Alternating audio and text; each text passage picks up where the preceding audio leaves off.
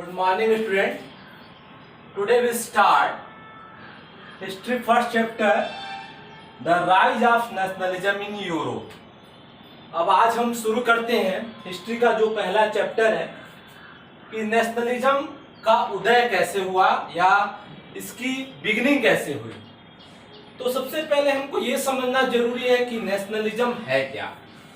Nationalism का मतलब होता है कि वन नेशन का मतलब राष्ट्र की एक टेरिटरी हो, एक सीमा हो। ठीक है, जैसे पहले क्या होता था, एक राजा ज्यादातर क्या करता था, अपने राज्य विस्तार के लिए दूसरे राज्य पे आक्रमण करता था, अटैक करता था, और often they involve in war, और हमेशा वो युद्ध में क्या होता था, इन्वॉल्व रहता था। तो देश की कोई एक टेरिटरी भी नहीं थी, और अगर कोई दूसरा राज्य उस पर आक्रमण कर लेता था तो कभी कभी गुलाम भी बन जाया करते थे। तो इस प्रकार ये चीजें चलती रहती थी। तो बहुत दिनों तक एक long term of slavery period बीता, गुलामी के दिन बीते।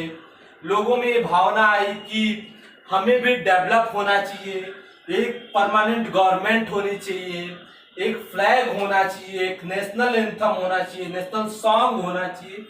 तब जाके नेशनलिज्म की भावना जागी, मतलब एक वन नेशन की परिकल्पना करना। आप 9th में जैसा कि आप पढ़ चुके हो कि पहले जो नेशंस यूरोप में थे या विश्व में थे, like France, Germany, Italy, everywhere there are monarchy system. वहां मोनार्की सिस्टम था, और मोनार्की सिस्टम की एक ही स्पेशलिटी थी, the king son become a new king. राजा का पुत्र ही नया राजा हो सकता था, चाहे वो करप्टेड हो, चाहे काइंड हार्टेड हो, या वो राज्य के लिए हितकर न हो, तब भी वो रूल ओवर करता ही था। लेकिन लोगों में जब डेवलप स्ट्रगल करने की आई, जब लोग इंडस्ट्रियलाइजेशन के विकास के साथ साथ एजुकेटेड हुए, तो they have to feeling of nation, they have to feeling of freedom, they have to feeling of independence, and they think about the one nation. तब वो एक राष्ट्र की बात करते हैं, और एक राष्ट्र की बात में तभी संभव है जब उसके लिए एक ऐसी गवर्नमेंट हो जो पब्लिक के लिए सोचे।